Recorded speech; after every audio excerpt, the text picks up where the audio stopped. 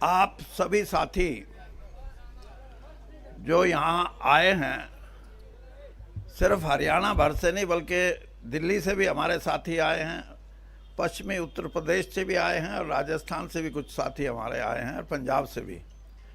मैं सबसे पहले आपका धन्यवाद करता हूं और आपसे मैं ये समझता हूं कि आप भी मेरे जैसे मैं कर रहा हूं कांग्रेस में शामिल होने की प्रक्रिया में आप मेरे साथ हैं।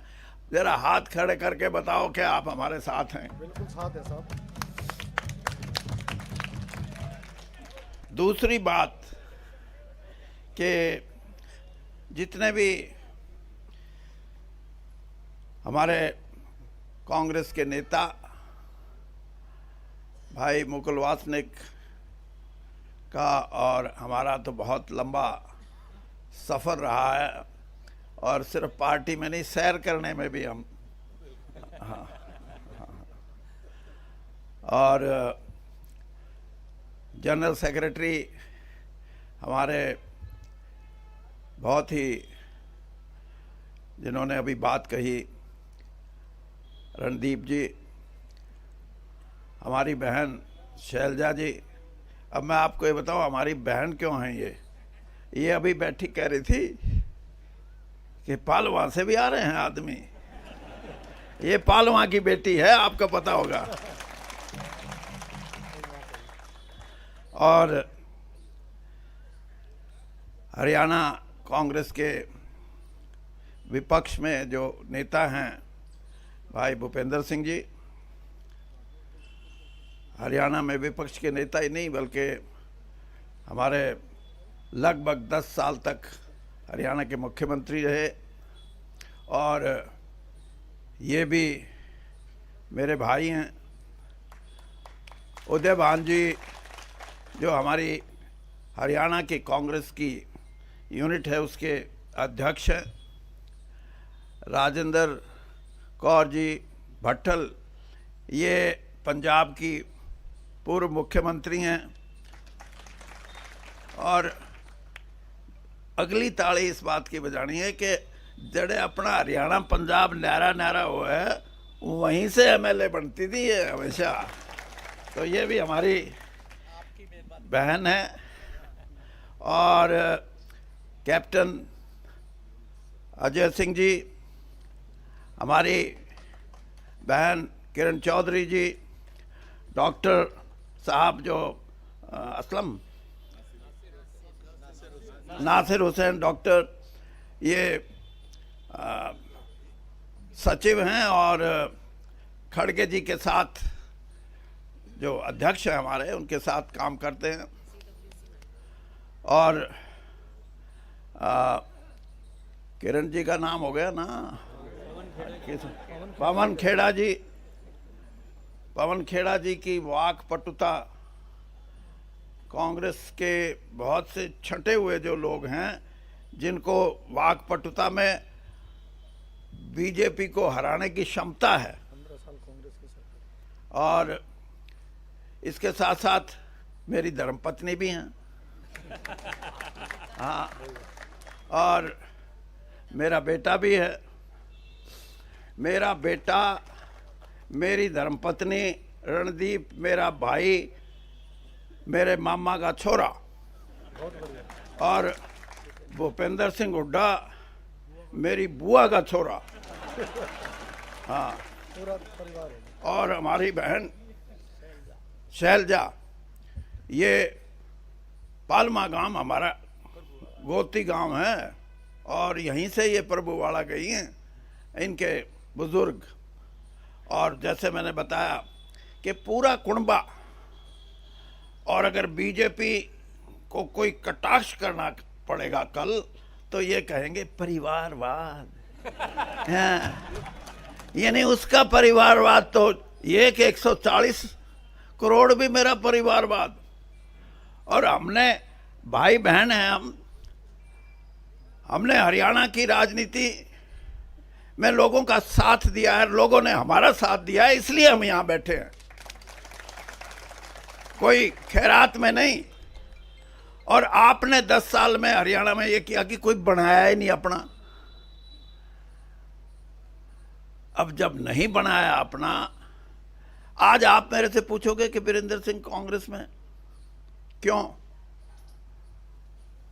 मैं दो बात आपको कहूंगा। एक तो ये कि बहुत से साथियों ने स्टार भी लगाए हुए मेरे गाड़ियों पे कि घर वापसी।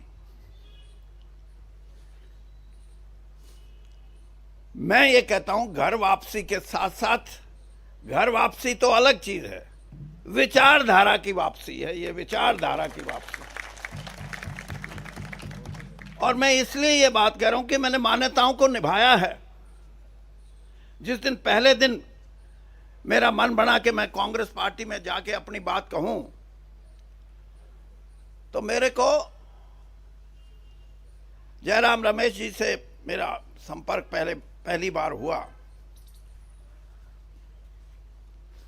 और जयराम रमेश जी से जब मैंने अपना जिक्र किया तो उनके शब्द थे ये जो मैं दोहराना चाहता हूं, और जिसकी जरूरत है इस देश की पॉलिटिक्स में, इस देश में के प्रजातंत्र में।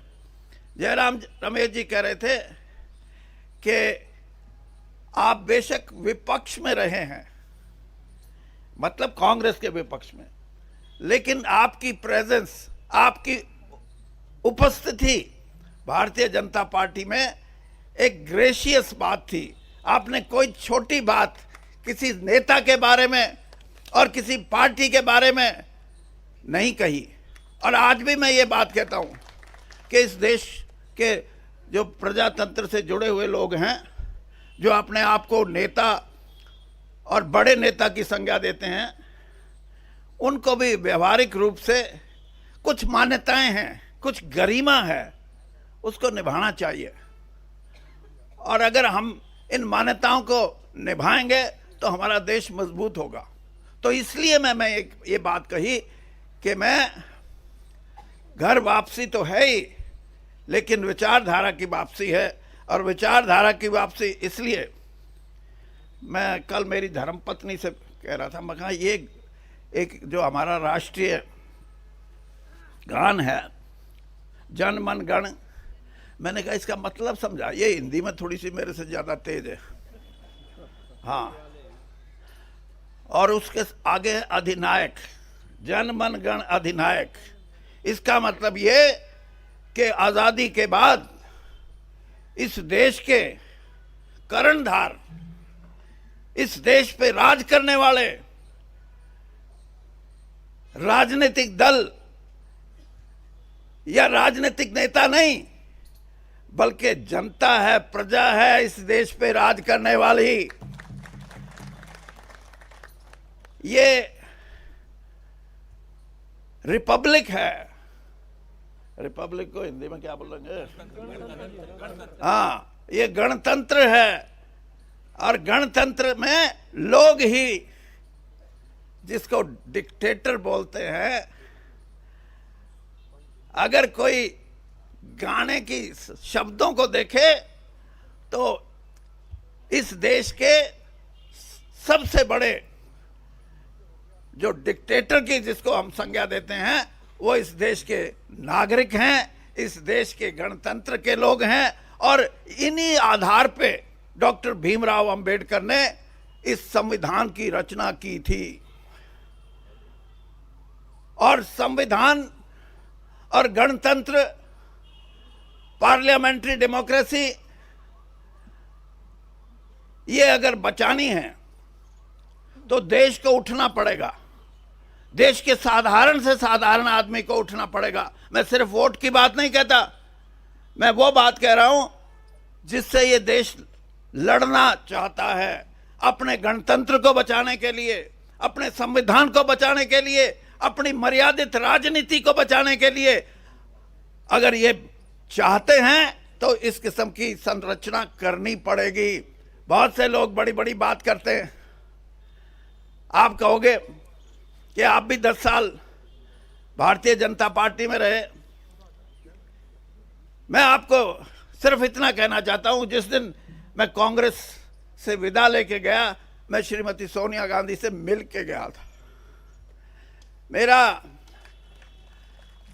मैं उनसे क्षमा याचना करके गया था कि किसी कारणवश मुझे भारतीय जनता पार्टी में जाना पड़ रहा है, और जिस दिन इस देश के प्रधानमंत्री आदरणीय मोदी जी ने मुझे अपनी कैबिनेट में लिया, उससे 5 घंटे पहले मुझे बुला के कहने लगे कि वीरेंद्र सिंह जी, आपका राजनीतिक सफ़र।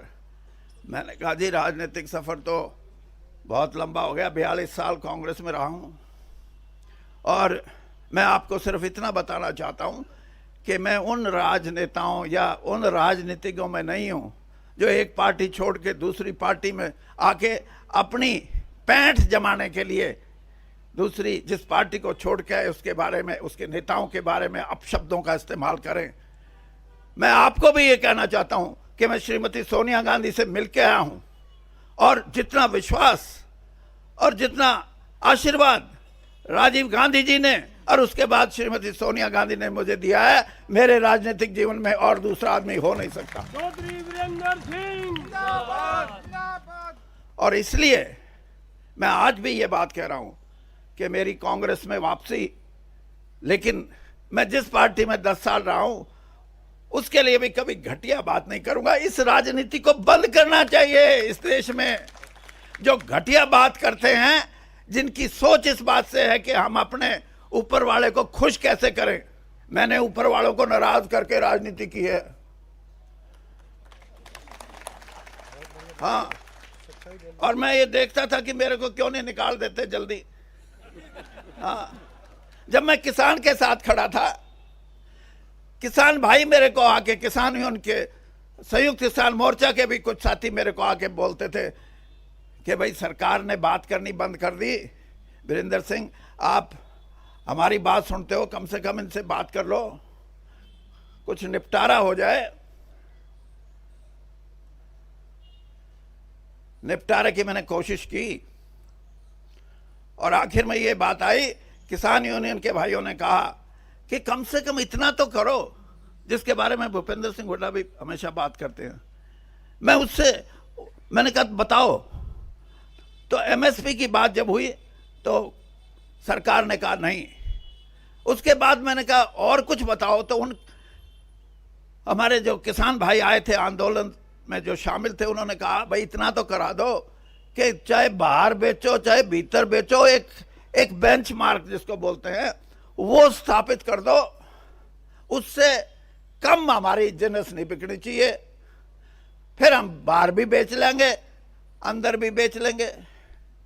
मैं आपको ईमानदारी से बताता हूं, यही है जिसको मैं कहता हूं कि हमारी सोच, भारतीय जनता पार्टी की सोच और कांग्रेस की सोच में अंतर। जब मैंने ये सुझाव रखा किसान का कि वो ये कह रहा है कि बेंचमार्क तो बता दो कि इससे कम कोई नहीं खरीदेगा, चाहे बाहर हो चाहे भीतर हो। जो 5 लोग वहां बैठे थे कूद के पड़े, कूद के। हाँ, मैंने कहा क्यों कूदे? उनके मुंह से निकल गया, अरे चौधरी हम खरीदने के लिए जिस बात से हम खरीदेंगे उससे खरीदेंगे, हम कोई न्यू नहीं करते। मैं कहा भाई बेड़ा गर्क है जिसने, हाँ ये कोई इंसाफ नहीं है।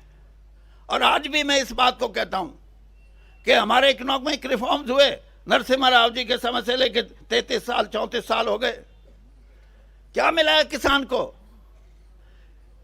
क्या मिला है गरीब कमेरे वर्ग को? आज मैं कांग्रेस के मंच से ये बात कहता हूं कि इस देश की 70% आबादी जो अपना खून पसीना बहा के मेहनत करके कमाती है, चाहे वो किसान के खेत में और चाहे वो हमारा कमेरा वर्ग हो, उसको इंसाफ नहीं मिला। और उस इंसाफ के लिए हमारा जो घोषणा पत्र है, आज तो मेरा भी हो गया, कल तक तो नहीं था ना, जो हमारा घोषणा पत्र आया है उसके अंदर एक एक बिंदु मैंने देखा है और उस बिंदु पे कई बार तो घोषणा पत्र आते हैं, बिंदु अटके के अटके रह जाते हैं। लेकिन अब की बार जिसने बिंदु बनाए हैं उन बिंदुओं पे राहुल गांधी जी की मोहर है, उनकी मोहर है। और मैं ये भी मानता हूं कि नौजवान आदमी ही क्रांति ला सकते हैं। और उन्होंने कह दिया कि एमएसपी का कानून बढ़ाएंगे। मेरा उनसे थोड़ा बहुत सूत बैठा तो मैं उन्होंने कहूंगा जी इतना बता दो कि किसान बाजा बाजा फिर कहा भाई मेरी गोद गर्म हो जाए, ये भी ठीक बेचा। यही बात कमेरे वर्ग के लिए। तो ये जो वास्तविकता है, इससे भारतीय जनता पार्टी तो कोसों दूर है। और कोसों दूर इसलिए है कि उनका किसान प्रेम, उनका गरीब प्रेम मैंने बहुत नजदीक से देखा है। इसलिए कह सकता हूं मैं, प्रेम नाम की चीज नहीं है।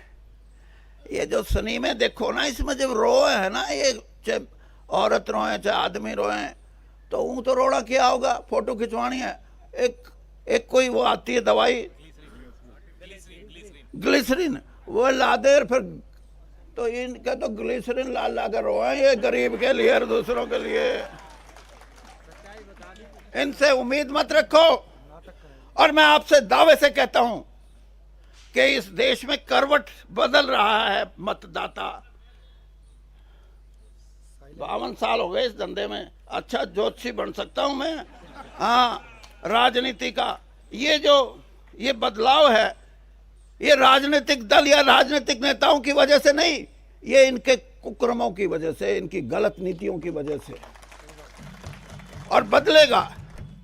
और जब भी पलटा लगेगा, इस देश का मतदाता, इस देश का युवा, इस देश की हमारी बहनें ये लगाएंगी पलटा। और पलटा लगने को तैयार है। 1.5 महीने से मैं भी देख रहा हूं। और पलटा जब लगेगा, राहुल गांधी जी की बात करते हैं। मेरा बेटा जो एमपी है, ये इनके साथ एक कमेटी में एक दिन कहने लगा, ये डैडी, मैं हाँ भाई बता, ये राहुल गांधी परिवार की जो शख्सियत है, जो उसका करिश्मा है, ये आसाम में जाओ जब भी लाखों लोग, उड़ीसा में जाओ जब भी लाखों लोग, और हरियाणा पंजाब में आवे तो खेत में भी होए, ट्रैक्टर ट्रॉली पे भी होए, ट्रक में भी होए। राजस्थान में जाओ तो औरतें और आदमियों की। ये क्यों? ये मैं इसलिए बताता हूं कि आप समझो, पंडित जवाहरलाल नेहरू के बारे में जिस तरह बात करती है भारतीय जनता पार्टी, बड़ी बड़ी बात करती है। मैं आपको एक किस्सा सुनाता हूं, फिर देख लेना कि पंडित जी से बड़ा कोई आदमी इस देश में हुआ या नहीं। अहमदाबाद से चुनाव लड़ते थे इंदुलाल याग्निक। वो हमेशा इंडिपेंडेंट, निर्दलीय चुनाव लड़ते थे और हमेशा जीत के आते थे। 52 में जीते, 57 में जीते। 62 का जो चुनाव था, उसमें कांग्रेस के जो कैंडिडेट थे, वो पंडित जी का किसी ना किसी तरह प्रोग्राम बना लिया रैली का वहां। और जब वो अपना भाषण कर रहे थे, तो उन्होंने स्टेज पे बैठे लोगों से पूछा, अहमदाबाद से अब कौन लड़ रहे हैं? तो स्टेज पे बैठे लोगों ने कहा, जी इंदुलाल याग्निक। देखिए महानता, राजनीति इन मूल्यों की होती है। पंडित जी ने उसी समय अपना भाषण बंद किया और कहा कि इंदुलाल याग्निक से अच्छा कोई आदमी नहीं हो सकता, सब इसको वोट देना, मुझे मेरी पार्टी की जरूरत नहीं। और यहां बड़ी बड़ी बात करते हैं।